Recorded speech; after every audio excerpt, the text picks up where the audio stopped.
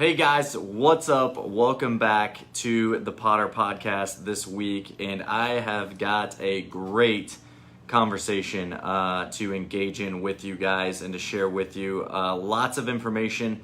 I think this is going to be an episode that you all are going to want to relate to because it is giving you an in-depth look at what is happening in our market right now here in Omaha, Nebraska, and I can probably speak for a lot of other markets out there as well. So if you are a buyer or a seller, you are not going to want to miss what we are going to discuss today. And this is coming fresh out of a mastermind that we had here at Berkshire Hathaway that I'm involved in with other top producers and our broker. And the discussion was this, and it is basically a pretty scary thing when you think about it as far as what's happening. Okay, so before I dive into this, I'm going to give you a little update on what has happened even in the last 5 years here in Omaha and what the market has been like, and then as we move forward currently what we're dealing with and what to expect moving forward into the future. But the main reason that I'm holding this podcast is because I think it's very important to educate and inform our audience and our community what to expect when you are being a buyer out in this market or you are a seller out in this market and what to expect. And so right now, the best way that I can describe this is it is a very illogical market right now.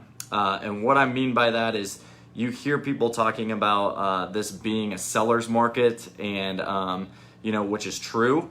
But you don't know all the details that are involved with that and what buyers are willing to do to go get a property. So because we have such a low inventory in this market here in Omaha, Nebraska, and quite frankly in a lot of other cities and places around the country, we are starting to see some crazy things happen. Okay, so let me back up a little bit first before I get into this. So ever since I've been in real estate, I've been in real estate now going into my 7th year, and I look back and I'm like, I have never really seen a buyer's market or quote unquote a fair market. I've always been in a seller's market, which means there's always been not enough inventory on the market. The demand has always been high, which means there's a lot of other buyers that are out there looking for properties. And the low inventory, which means there hasn't been enough houses on the market to suit the needs of every single individual buyer out there looking, has always been the case in the last 7 years going into the 8th year. And it's starting to show that things are almost getting not crazy or nuts, but a little bit even on the desperate side, right? Like these buyers over the last 8 years here in our city and in this market have, one, been really tired of writing up offers and not getting them. They're getting tired of walking through numerous properties and, like I said, going through and writing up 7, 8, 9 times and not getting a property. And some just, quite frankly, get exhausted and they give up. They go rent for a while, or then they want to come jump back in. Well, in years past, a lot of agents, a lot of realtors would say that, oh, you just need to wait it out. Wait it out and it will get better, right? Well, what we're seeing is that's not the case. That actually has been the worst advice that could have ever been given. Again, we don't ever know what the market's going to do, but now that we have enough data and we have enough signs pointing us towards these things moving forward, that would be some of the worst advice that you could give a buyer right now, is to wait it out. Even a seller, to be quite frank, I wouldn't want my seller to wait it out or to finish up some things and try to just take your time. Like, I would literally get my house on the market right now because you're going to get top dollar for it.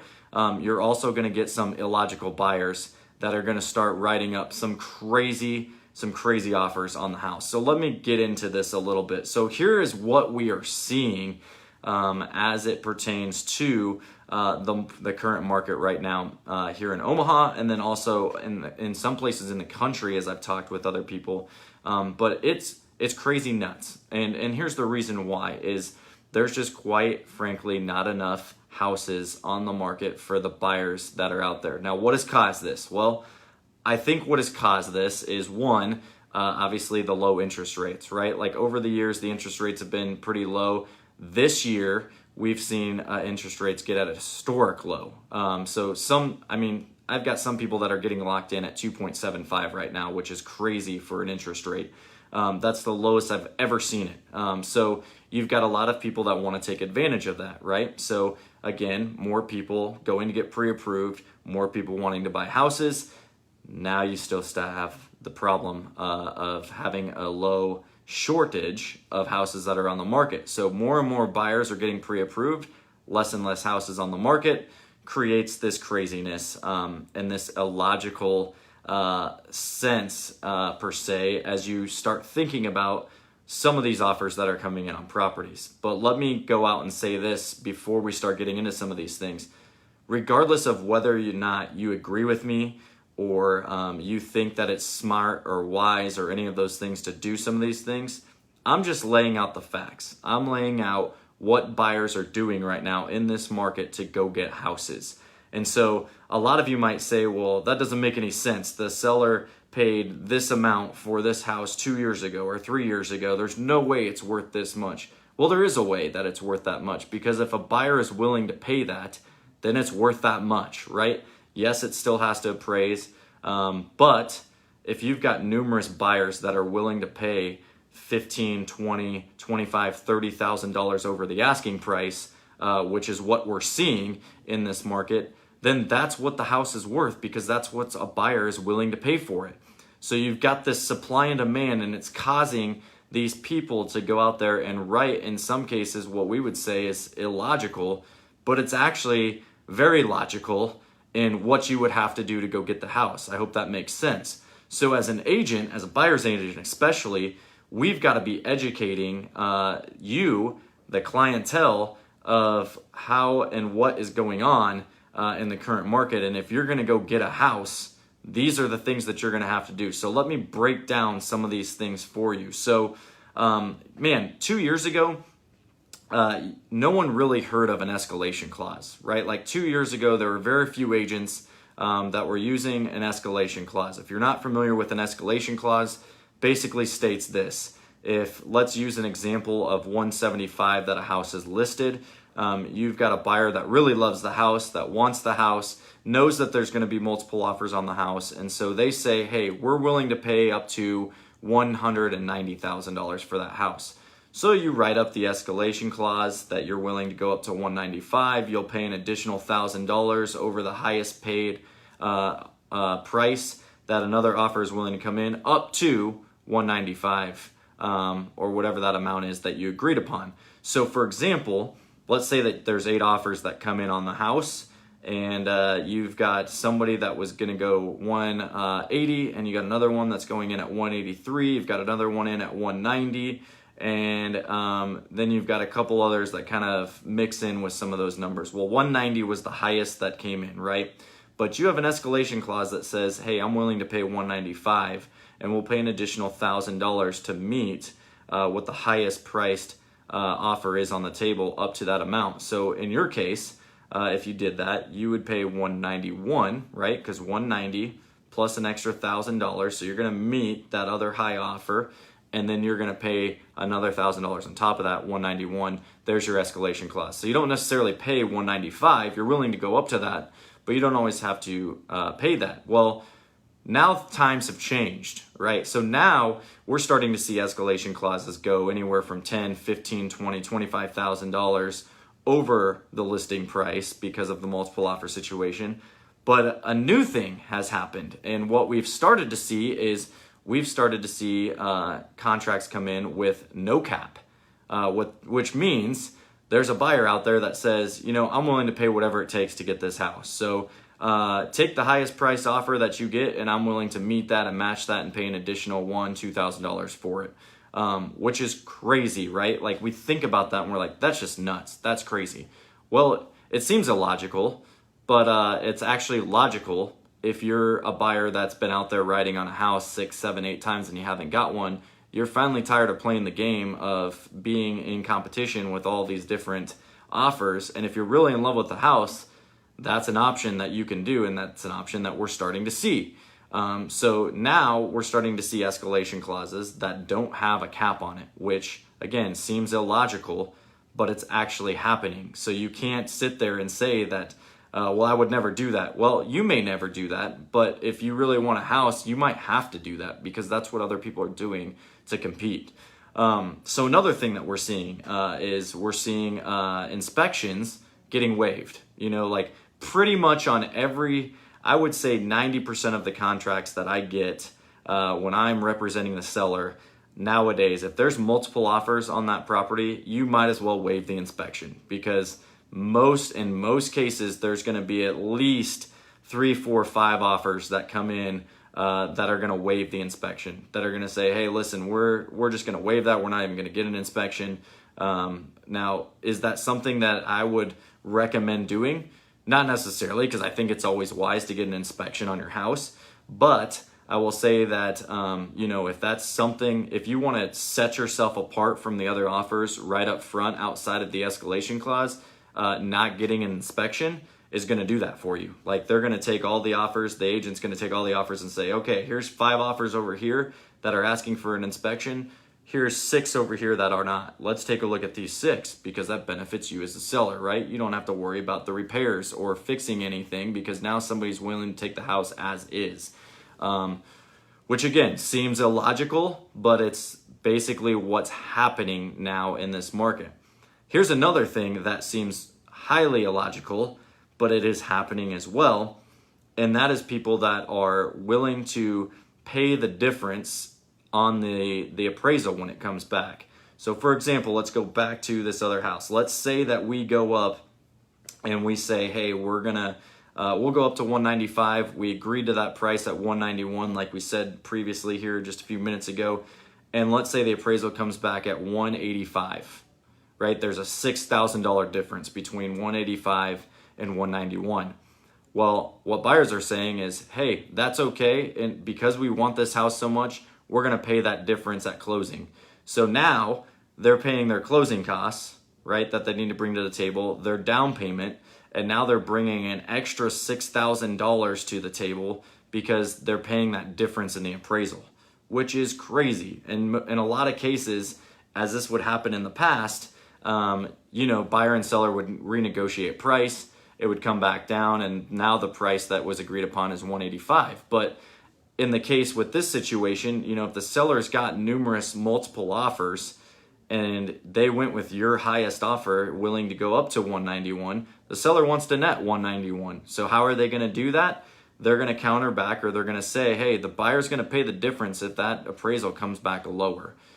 So that is another thing that is happening, which makes a lot of illogical sense, right?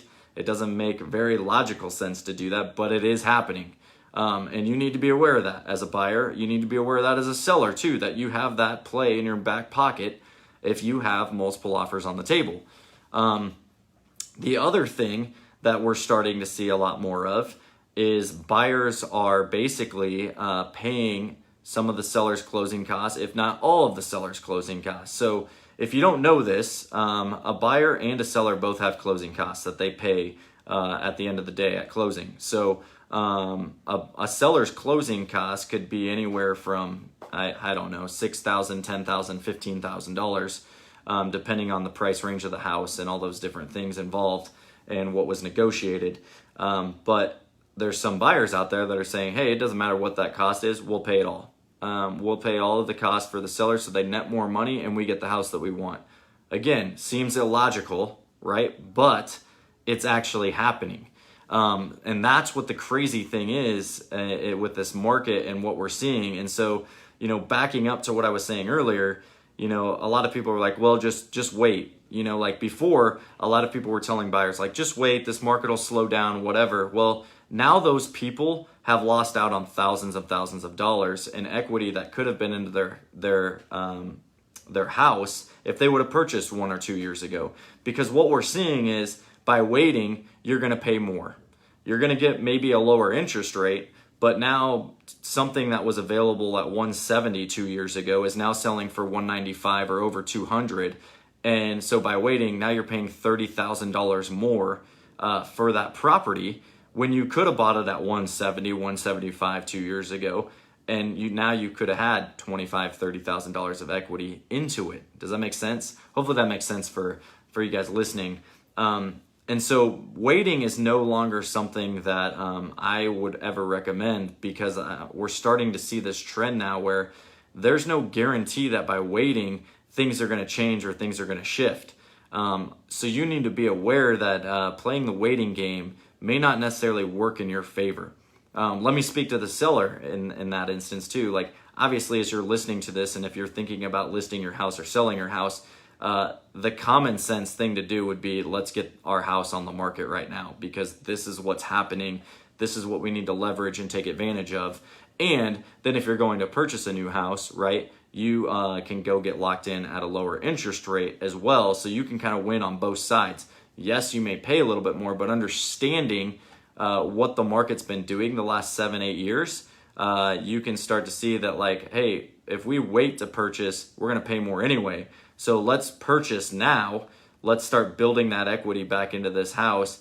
5, 10, 15 years from now, like, you're not going to miss that $10,000, or that's not going to affect you by paying $10,000, $15,000 more into that house, because as we're starting to see, the equity in those houses is going at a dramatic rate, and we don't see that changing anytime soon. Just to put that into perspective, you take, so we've got a builder here in town. I'm not going to mention the name, but they're a very well-known builder that put up about 500 cookie cutter homes, in the market every single year. And, 5-10 years ago, you're looking at potentially, like, I'll use my parents, for example. I think they bought like right around $130,000 5 years ago, 6 years ago.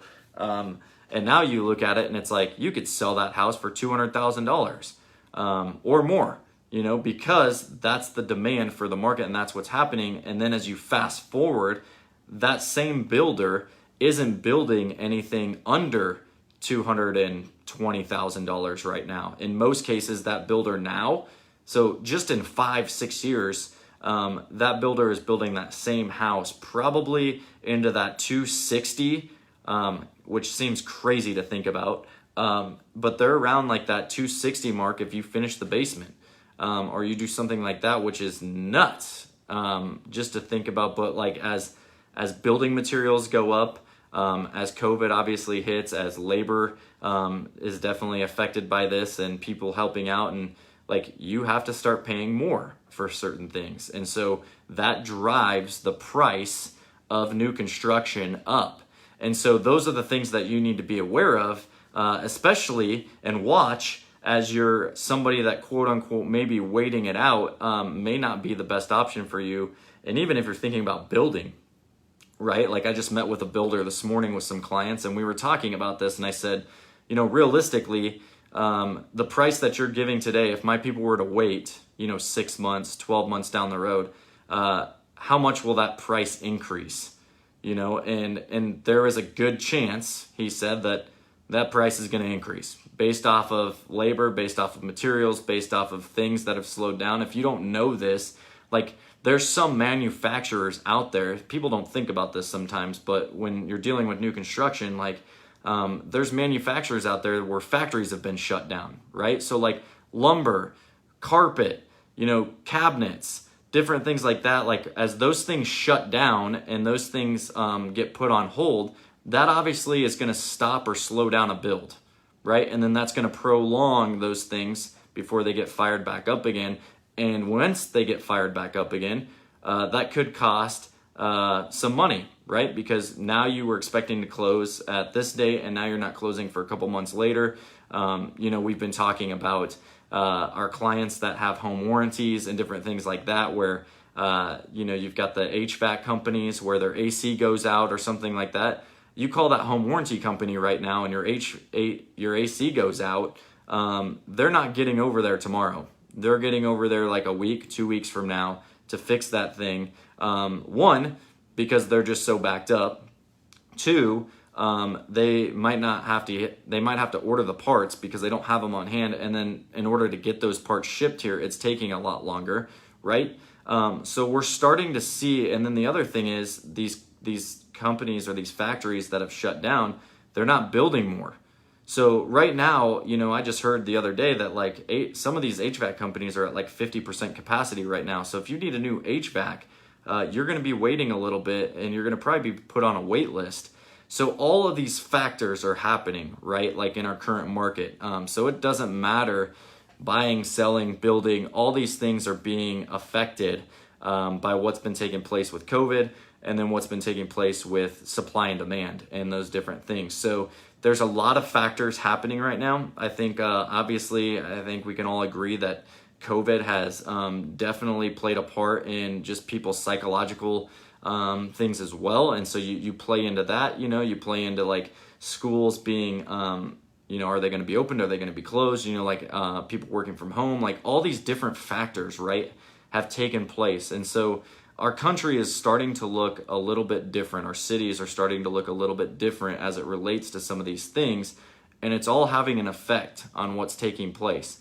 And so to get back to, the current state of the market, there's a lot of things that that don't make sense, that are happening today with home purchases that we've never seen before.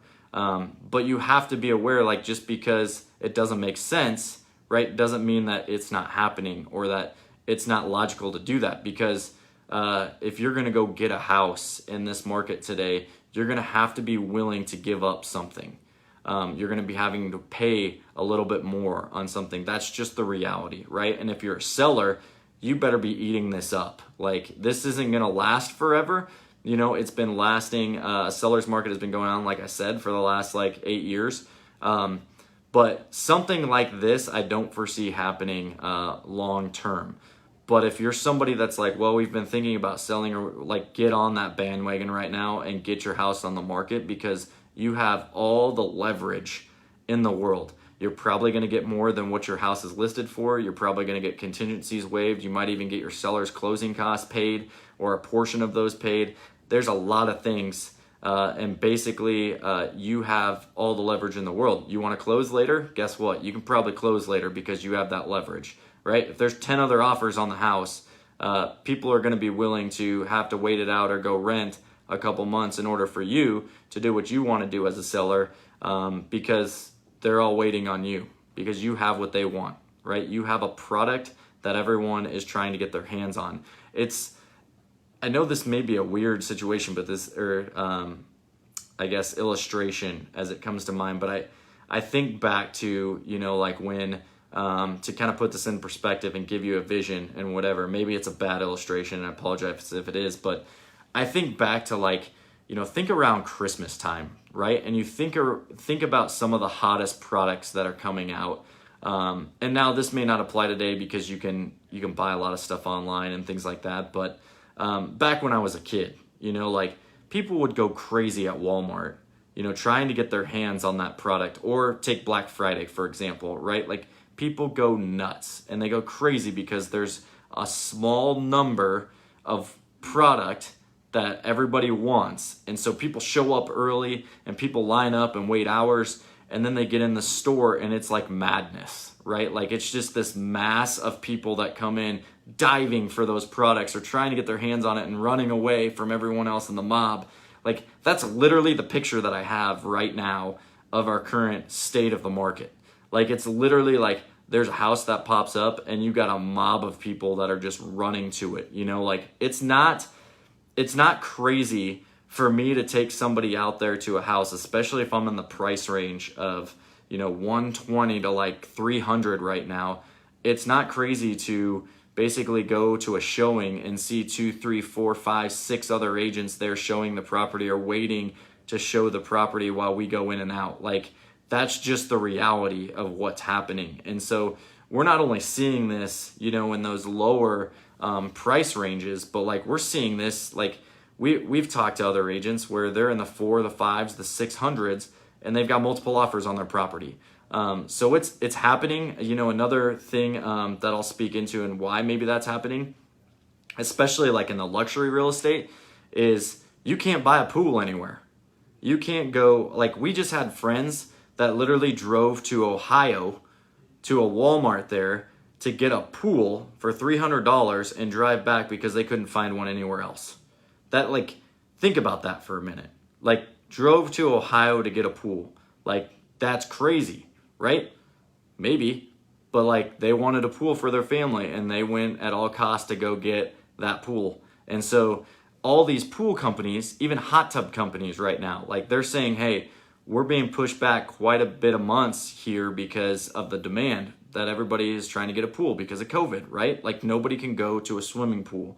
And it seems crazy, but, like, it's not crazy, and it's illogical to think, like, be like, oh my gosh, like, I would never do that. Well, you may never do that, but that's what people are doing because people want to entertain their family in their backyard and take them to a pool and be safe amongst the COVID and the coronavirus right now.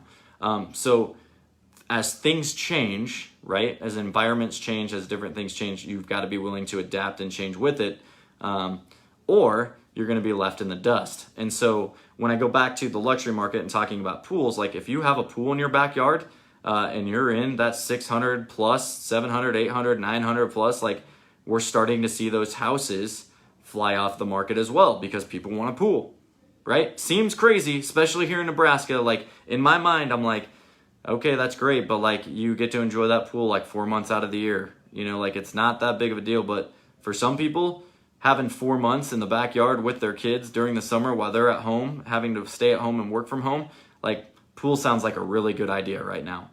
So those are the things that, like, I know might seem illogical to a lot of us, and doesn't make a lot of sense, but, like, that's what's happening in our market. And we have to be aware of those things, and then we have to be willing, if we're going to want to be aggressive and we're going to want to get in the mix of writing an offer or putting our house up on the market, of knowing what's going on and what's happening. So again, I say this in almost every episode now, just to remind my audience that this is why you want a full-time real estate agent to represent you, right? Because they know what's happening on a daily basis in our market, and they can tell you what's going to happen if you're representing a buyer, or if you're representing a seller, or you're going to build. Like, they have a knowledge of what's happening, and they have a gauge as far as, hey, this is what you're going to need to go up to, or this is what you're going to need to do if you want to get this house.